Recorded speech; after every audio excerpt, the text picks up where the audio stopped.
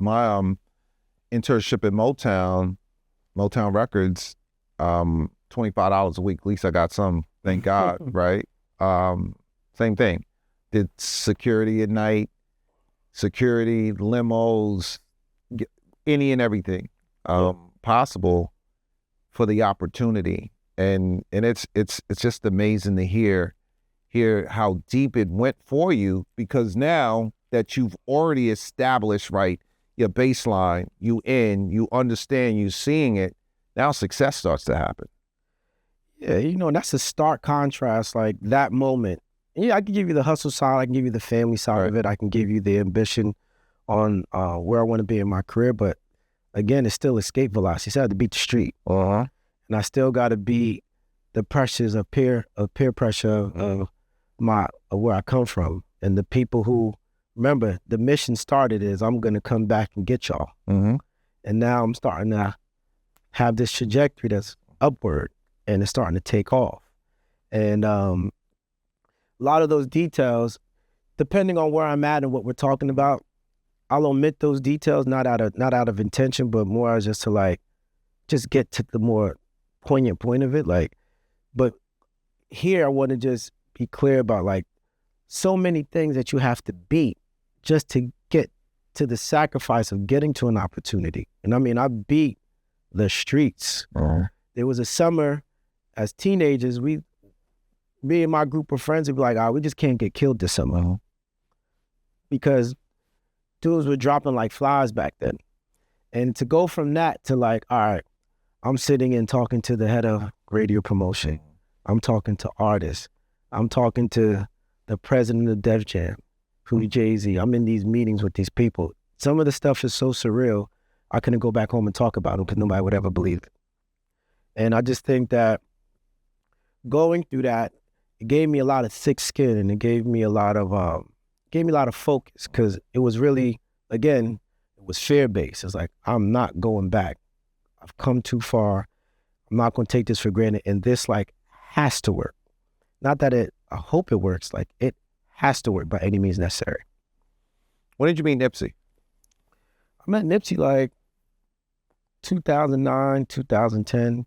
Our first interaction came at a XXL photo shoot for the freshman cover. That cover to cover, that was finding new acts. At that time, once I kind of evolved through radio promotions, I got really enamored with the new artist process, right? Selfishly because of my friends. My friends, we were still trying to find that way to get that demo delivered. Years into my career, right? And I met him just in passing by, and after he had that moment of discovery when he came in with Johnny Shipes and them, it was just like a aura of difference that I had never seen before. So I just sought it out. And just got on my radio promotion thing. Again, being ambitious, sought him out and tried to make a connection, made a connection with him.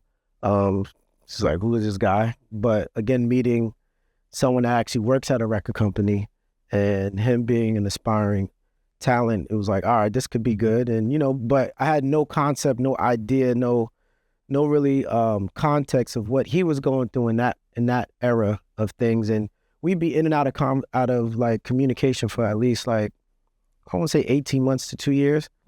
And then one day, again, another divine intervention, full circle moment.